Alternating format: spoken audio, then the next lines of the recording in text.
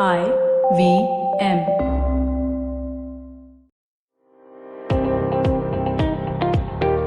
Welcome to All Things Policy, a daily podcast by the Takshashila Institution. We are a bunch of policy nerds based in Bengaluru, and we like bringing fresh perspectives to Indian affairs and Indian perspectives to global affairs. So grab a cup of coffee, sit back, and join us for today's chat. Hello and welcome to All Things Policy. My name is Anirudh Kanisetti and I'm joined today by Manoj Kewalramani, a fellow with our China Studies program. And today we're going to be discussing another aspect of the impact of the coronavirus, which is to say on the legitimacy of China as a new global superpower. And I'm sure that all of us have been following the news very closely. We would have seen the various ways in which the global news media has reacted to the way that China has dealt with the coronavirus. When it started out, there was almost absolute hysteria at the fact that Chinese authorities had tried to keep the breakout of the virus quiet. That seemed to change almost to a tone of grudging admiration as China slowly displayed that it had the political will and the ability to actually contain the spread of the virus.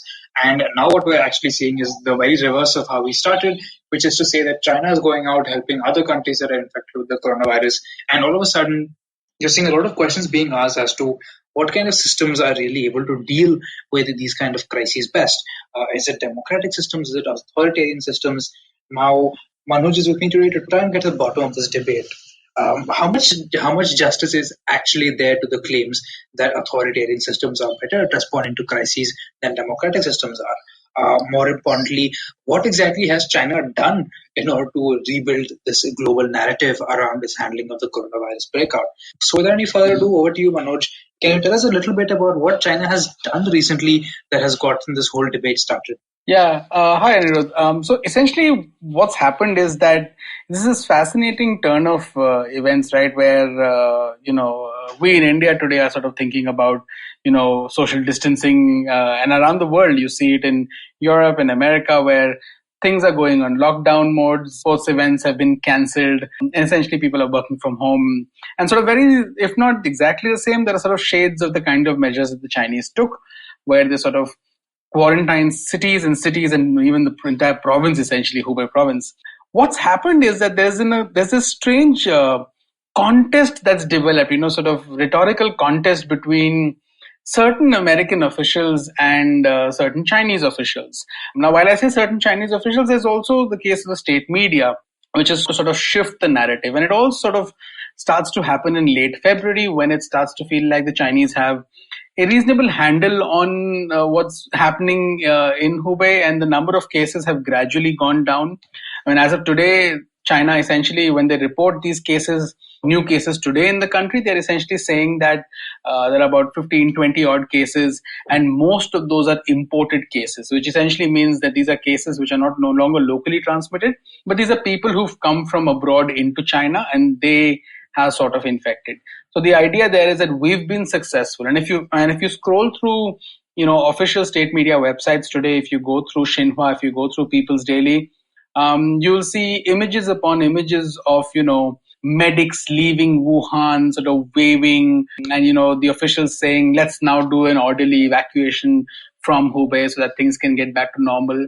Things are still far from normal in those parts of the country because, certain cities in Hubei which were shut down, they sort of attempted to restart the cities in terms of removing those quarantine conditions. And within a day, you had to go back to them because there's still a lot of lack of clarity in terms of whether there could be a relapse. But by and large, if you look at the Chinese narrative, the phrase that they're constantly using is that, turning the tide, and the fact that the tide has turned. And one example of the fact that the tide has turned is that, look, China is gradually getting back to some degree of normalcy, whereas the rest of the world is now encountering the kind of problems that China did. And the People's Daily has this, horrendous graphic where they've put out these little this giant circle with cutout parts that show the highest cases in which country. And then the headline there is more cases around the world than in China. The tide is turning. It's a horribly sort of nationalistic glorification of things. And a lot of this has to do with broadly this narrative of, ours as a system was something which delivered. And the system with this single leader at top, the centralized government taking charge of things, essentially delivered. And that narrative, what it's ignoring is the fact that it's the same system which actually led to this crisis. And Exactly. it's quite deliberately doing that. It's quite deliberately sort of ignoring the fact. And it's saying that, look, the fact that you had this system, while there was this problem that occurred and there was local leadership failure, the system sort of quickly snapped into action with the central leadership in charge. And Shinwa has a fascinating little acronym for this called PROTECT, which begins with party and then people and so on and so forth. So the idea is that you're looking at this from an institutional point of view and saying that ours is a system which is superior, and the fact that the West is now bumbling in its response tells you a little bit about the systemic failures there. What is most interesting to me is the fact that the Chinese media ecosystem has basically become mature enough to do to the West what the West usually does to other parts of the world. When I looked at early footage of like what is happening in Wuhan, right, it literally seemed like something out of a dystopian sci-fi novel, because that's how it was kind of framed. You see these videos of like police going out and saying that, stay in your houses for the glory of the nation and that kind of thing. Yeah. And you start to, and the whole image that was created was that China is this absolutely closed off system where, because of these perverse incentives at various levels, it's only a matter of time before you have these big black swan events that the system absolutely can't respond to. There were arguments, there were claims, in fact, that Xi Jinping had lost his quote unquote mandate of heaven. There was a lot of song and dance about the fact that this is a hugely significant year in Chinese politics, and that this happened in this year was supposed to have been a death knell for the CCP. Every breath of dissent that was present on Chinese social media was basically fanned up as a sign of a coming revolution. And now what we're seeing is the opposite case. Now that China has actually managed to get a handle on the whole situation, they're saying that no, we have proven that it's our system that actually works, and is the West system of being open and of being democratic that isn't working. And it's so interesting that fundamentally it's the ability to respond to a crisis that, oddly enough, provides legitimacy to both these totally different things. Yeah, I mean that's true. That's true. And what's fascinating is that more than the system, to me, there has to be something. So, given what I'm reading and what I'm speaking to people in the US and the responses that you get from them about and there's a piece also that's out in one of these American media outlets, whether it's Wall Street Journal or New York Times, I can't recall, but there's a piece today which talks about this being a generational issue in the West, where, sort of these carefree younger people in the West not really realizing what sort of danger they are putting, people at the elderly and others by wanting to be out and wanting to party. And that's despite there being enough, awareness around there that, look, you need to just start doing social distancing. And that tells you a little bit about, in Asia, where predominantly as societies, we tend to follow strict authority. If there is an authority figure, there's a greater sort of, hierarchical order of society. And it's a little bit more, if you can impose strict authority, people will actually follow it. And I think that's partly, so I think this is my assumption that culture can be one argument. For example, in Singapore, there's a strong rule of law culture. So you can impose some things and people will follow it. In China, there's a strong sort of party discipline sense where if the party sort of cracks its whip, there are party committees and people who go out there, party members, and people will stay in. Will that mean that there will be excesses? Of course. I mean, we've seen footage of the nature of the lockdown in cities in Hubei, where, people's doors were barricaded, people who needed to be tested or whatever were dragged out of their homes and they were tested. So it was not just, this willful following, although that willful following is part of social culture also, where there is a ban, people don't get out.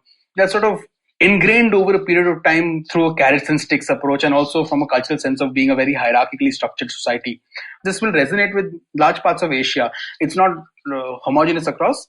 But in the West, it's quite different in terms of how society is structured, how people see their own place in society, how people sort of respond to diktats from authorities.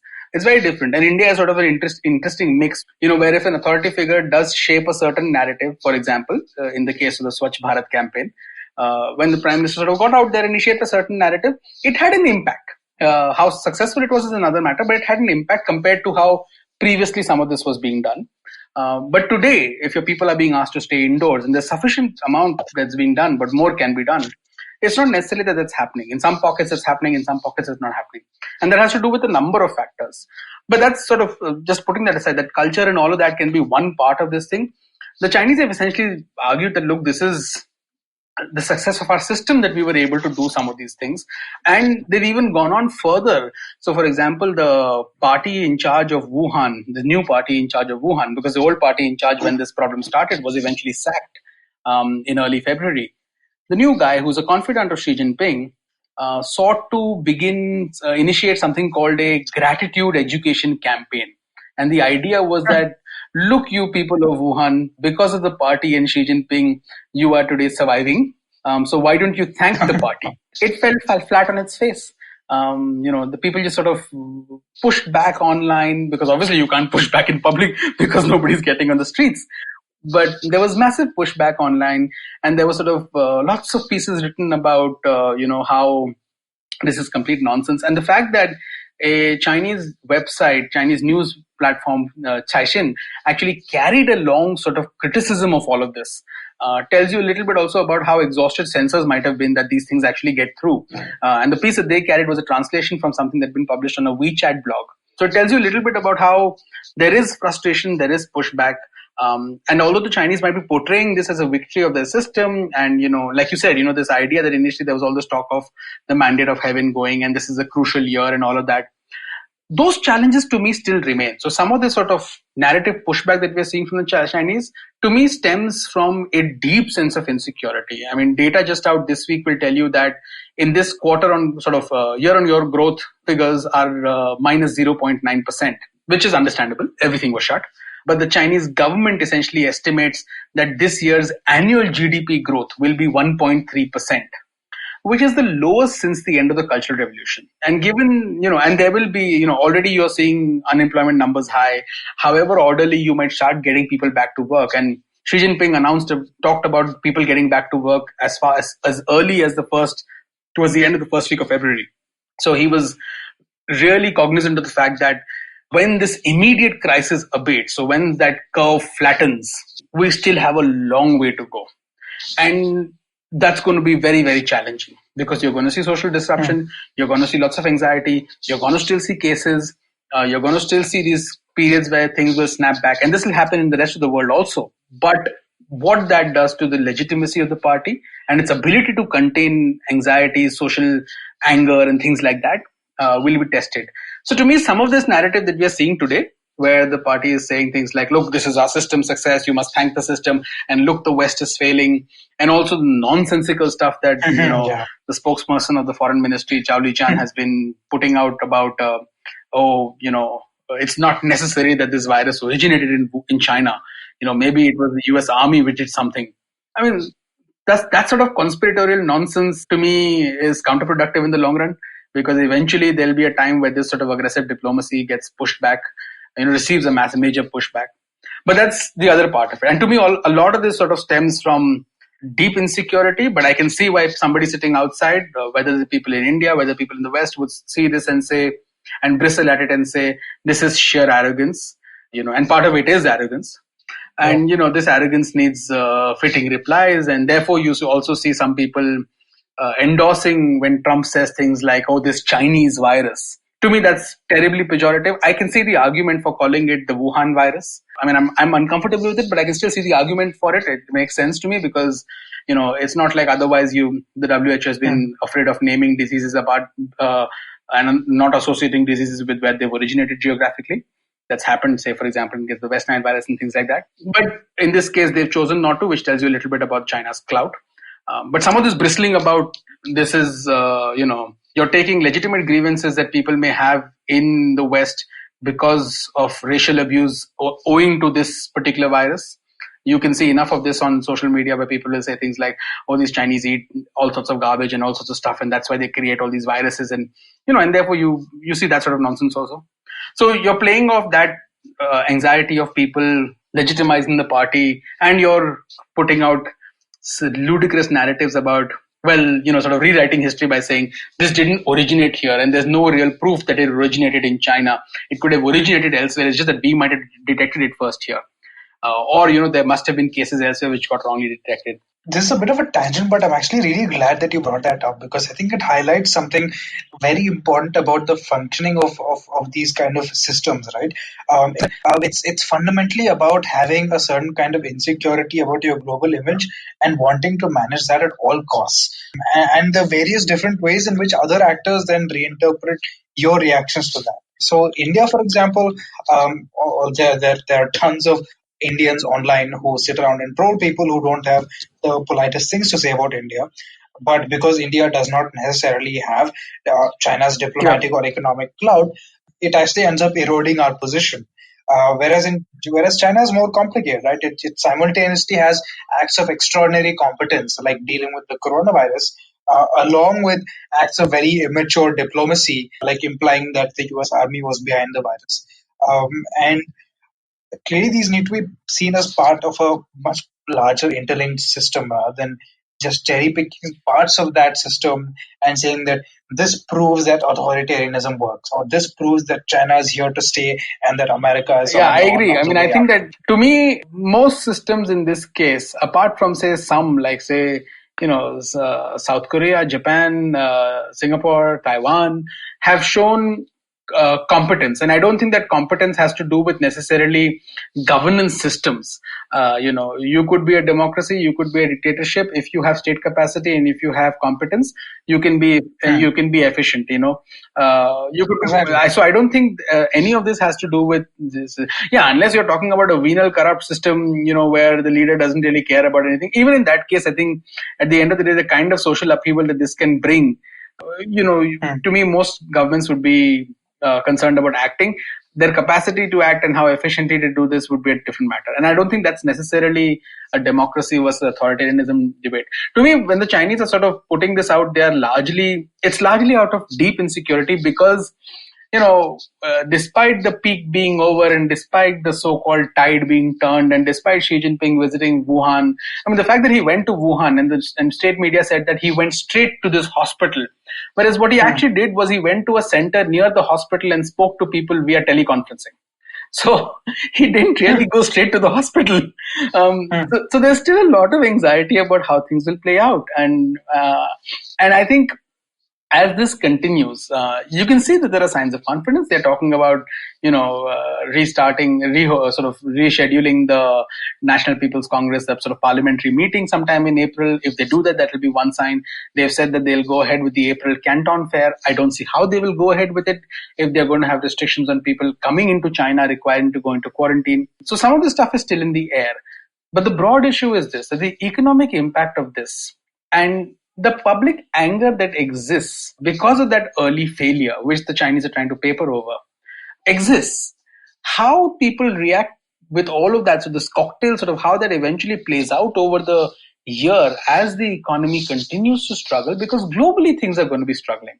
It's not like export-driven growth and all is going to start again very soon. We're looking at least 2 to 3 months of shutdowns and disruptions around the world, and after that also, how fundamentally this might alter the global trading system. Because if countries are today looking back and saying, hey, we no longer make sanitizers, we no longer make respirators, and the Chinese make these masks and they're hoarding all of this stuff, and that's a problem. So the whole idea of comparative advantage in trade can potentially sort of take a serious beating. And that could mean lesser trade internationally, more sort of, domestic indigenization of a number of different things that you classify as critical going forward. So there's massive trade disruptions coming, even once the immediate sort of crisis goes away. So that will have an economic impact for everybody, but from a Chinese point of view, it will have a massive economic impact because they are a heavily trade dependent country, heavily export dependent country. So it's not something that's gone away. It's not something that the crisis hasn't really passed. What's passed is that immediate threat that they felt as a public health issue. But the rest of the crisis, the political, the economic crisis, which is underpinning the party's rule, still sort of persists and actually is going to be there for at least another year or so until fog clears. So I think, therefore, I see a lot of this nationalistic rabble rousing as a product of creating that sentiment within that, look, this is how the world is persecuting us. And therefore, anything that Trump does when he says things like the Chinese virus, or when people say that China should be brought to book and they should be persecuted for this, or they should be tried. And firstly, I don't understand how any of these trials will ever happen. And, what international authority would have the capacity to have this assessment, and whether anybody will even accept it. Secondly, it's, the more you do that, the more the CCP will sort of buckle down and say nationalism. So therefore, I'm not sort of a fan of those arguments. But what I am in favor of is constantly reiterating the fact that this began in China, this began in Wuhan. So don't rewrite history. And this began because of systemic failures within the Chinese system. Does that excuse the West from its failures? No. Does that excuse India from not testing sufficiently at the moment? No. Those are failures of our systems and their systems. And those are limitations, if not failures, of those systems. But what happened in Wuhan initially was a limitation or a failure of the Chinese system. And I think that needs to be re-emphasized so that history doesn't get rewritten. And history should be very, very clear, so that they can't just go away saying, oh, look, we had a massive problem which probably originated somewhere. We dealt with it so brilliantly, and we were so good that we then started exporting all this material and know-how and skills and expertise to places like Italy and Spain and wherever else when Trump was shutting down borders. We were there to save you. That's the kind of spin that they now want to provide. The China as a public health, sort of public goods provider in this crisis, when the world is no longer sort of supporting its partners. There's a speech by the Serbian leader a couple of days ago in which he basically said this. He basically said, it's the Chinese who are helping us. All this talk of European Union unity is nonsense. And that one plays wonderfully well with the Chinese. That's exactly what they want. And I think it's fine if the Chinese, at the moment, I'm okay with anybody helping anybody. Let's not let anybody rewrite history. It's like they always say, right? Authority stems from power and legitimacy. And you can very clearly see how in the global order today, both China and a multitude of other actors are trying to use narratives to kind of build this legitimacy for themselves. And what we very often don't give, I think, countries credit for is the fact that they can be quite intelligent in responding to them. And we shouldn't assume that just because countries are going along with what China is doing right now, that they are not acting from a place of absolute national self-interest. But thank you so much for joining me, Manoj, on that note. I feel I've really got a much better handle of how all these narratives are being played out in the international media, both in China and abroad. So thank you so much for joining me once again, and thank you so much for listening to All Things Policy. If you liked our show, don't forget to check out other interesting podcasts on the IVM network. You can tune into them on the IVM Podcast app, ivmpodcast.com, or wherever you listen to your podcasts. You can also follow IVM on social media. The handle is @IVM Podcasts on Twitter, Facebook, and Instagram. And hey, if you'd like to dive into Takshashila's research on technology, strategy, and economic affairs, check us out at our Twitter handle @TakshashilaINST or our website takshashila.org.in.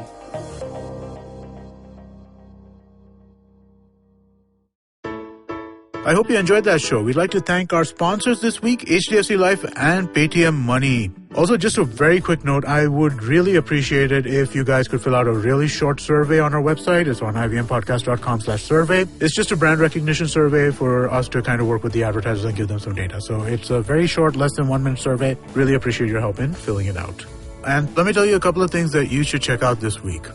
On IVM Likes, Alika, Antriksh and Sumit talk about some weird and bizarre shows and movies that they've seen. On Geek Fruit, Tejas and Dinkar just saw Pixar's new movie Onward. Tune in to find out what they thought of it. On the Empowering series, Zarina is joined by Rohit Taparia, Vice President of Isprava and Lohono Stays. They talk about the journey of an entrepreneur in the luxury home segment. On Paisa Vaisa, Anupam talks with Kalpin Parekh, President at DSP Mutual Fund, about various frameworks of mutual funds. On Absolutely Right, Aditi is joined by Rachel Lopez. They dive into her personality by analyzing her handwriting. Thanks and keep listening. Do you wish you were smarter?